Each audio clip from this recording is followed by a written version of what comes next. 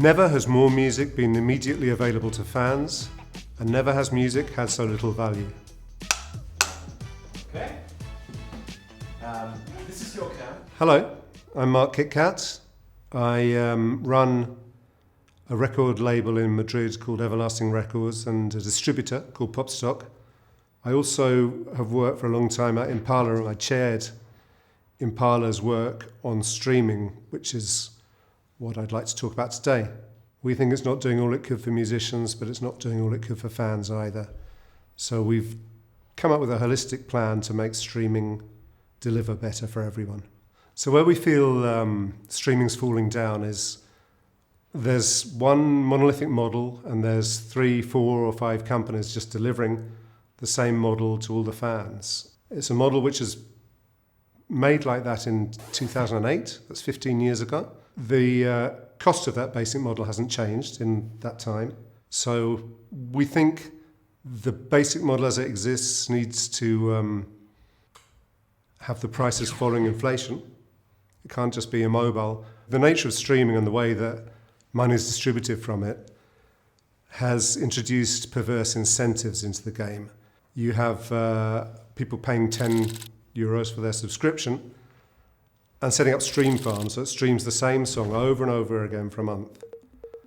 We need to find innovative solutions to stop this kind of activity. This is something that I think Deezer are going to approach with their capping system. They're going to cap the number of streams per user that contribute into the pool at 2,000 streams. And I think that's an interesting and innovative solution. I think also distributors need to be responsible for the music they're putting into the system. We've got a situation where there's 100,000 streams going into the services every day. There's a lot of non-music content in there which shouldn't be taken away from musicians and from the musicians' royalty pool. There's more music available than has ever been the case before, immediately to listeners, but music has never had less value. The market in Europe is currently 42% of where it was in 2000. And we have a problem as well with services trying to claw back royalties from creators. So they're offering more exposure for lower royalties to artists. That's got to stop. So once we've sorted out the pot, the entire revenues come into music, we need to look at how it's distributed as well. You have a problem with artists who have contracts in the 50s, 60s, 70s, who could be on a 4% share when we're usually looking at over 30% for a royalty share these days. Labels need to make sure that artists who have deals from before the digital services existed are realising a royalty on their digital which is comparable to the market rate.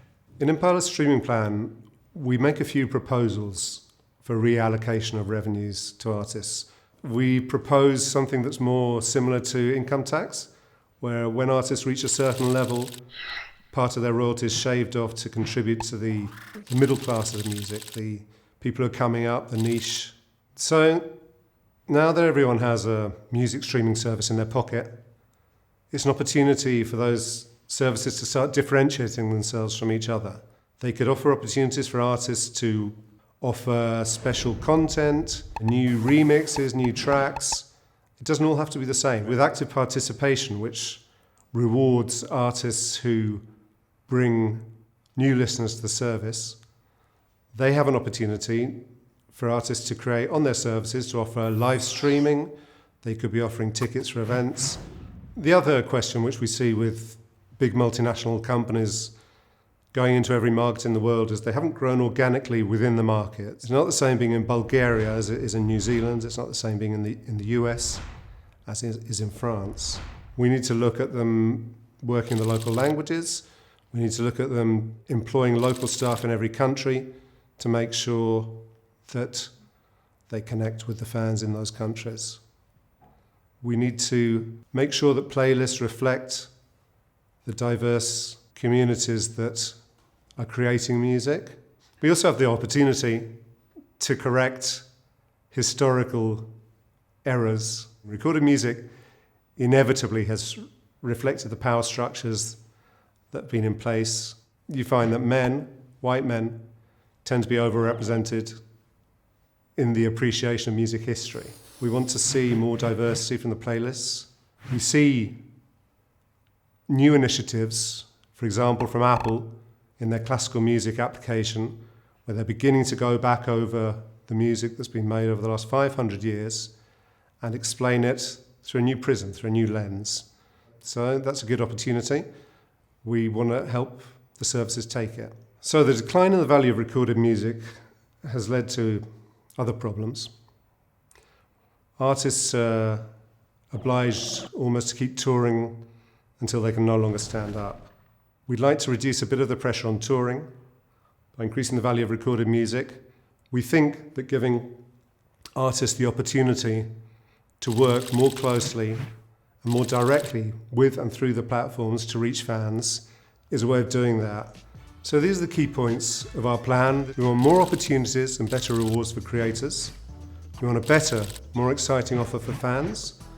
And we want the platforms to be closer to the societies they come from, that they take from, and we want a better representation of the society that we want to become. The music's still big, it's just the platforms that got smaller.